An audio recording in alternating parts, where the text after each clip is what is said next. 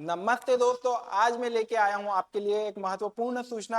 यह सूचना है होमगार्ड को लेकर। होमगार्ड की भर्ती जो मध्य प्रदेश में होने वाली है, जिसका नोटिफिकेशन 2026 में आने की पूर्ण संभावना है और 2028 तक प्रशिक्षण प्राप्त होमगार्ड तैयार हो जाएंगे। जैसे कि आप जानते होंगे कि जो होमगार्ड की भर्ती है यह सिंहस्थ कुंभ जो उज्जैन में होने वाला है, उसी के लिए सारी तैयारियां की जा रही है।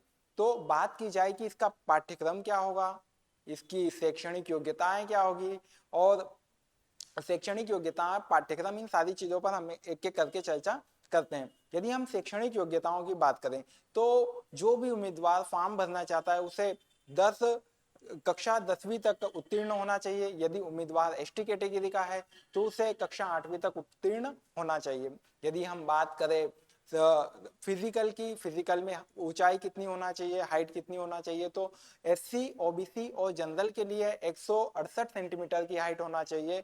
और एसटी वर्ग का यदि कोई पुरुष है तो उसके लिए, जो मेल के लिए हाइट है वो 168 सेंटीमीटर है, और जो महिलाओं की जो हाइट की बात की जाएगी तो 155 सेंटीमीटर की हाइट मांगी गई है।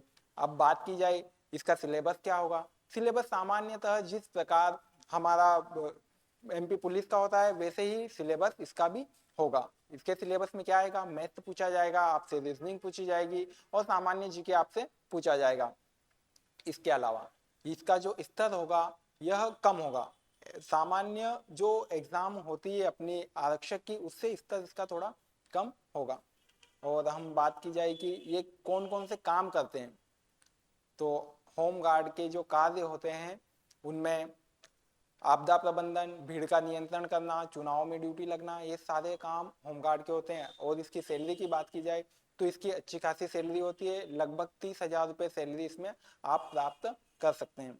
तो यदि आप होमगार्ड की तैयारी आज से ही करना चाहते हैं तो आप हमारी संस्था आईबीटी इंस्टीट्यूट से जुड़ सकते हैं।